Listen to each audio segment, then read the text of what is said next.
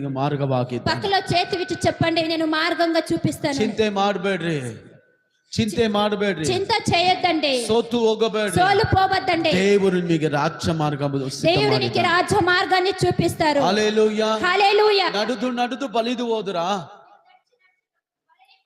ಸೋತು ಹೋದ್ರಾ, ದೇವರು ಹೇಳ್ತಿದ್ದಾರೆ, దేవుడు చెప్తా ఉన్నాడు, ನಿನ್ನ ಕಾಲನ್ನ ಜಿಂಕೆ ಕಾಲಂತೆ నీ ಮಾರ್ಪಡಿಸು. కాలని జింకె కాలుగా ಯಾವ చేస్తాను. ಮಾರ್ಗದಲ್ಲಿ ನಡೆದು ನಡೆದು ಬಲಿಲಿ ಹೋದೋ, యా మార్గంలో నువ్వు నడిచి నడిచి ಯಾವ బలిపోయిండవు, ಮಾರ್ಗದಲ್ಲಿ ಸೋತು ಹೋಗಿದ್ಯೋ, ಯಾವ మార్గంలో ಸೋಲಿపోయిండవు. ಹಬಕ್ಕೂಕ ಪುಸ್ತಕ 3ನೇ ಅಧ್ಯಾಯ 19ನೇ ವಾಕ್ಯ ಹೇಳ್ತದೆ, ನನ್ನ ಕಾಲನ್ನ ಜಿಂಕೆ ಕಾಲಂತೆ ಮಾರ್ಪಡಿಸು. దేవుడు వాక్యం చెప్తున్నావా, నా కాలని జింకె కాలులాగా చేస్తాను అని. ನಾನು ನಿನ್ನನ್ನು ಜಿಂಕೆ ಆಗಿ ಮಾರ್ಪಡಿಸ್ತೀನಿ నేను ಅಂತ నిన్ను ಹೇಳಿದ, జింకె ನಿನ್ನ ಕಾಲನ್ನು ಜಿಂಕೆ ಕಾಲಂತೆ ಮಾಡುತ್ತೇನೆ.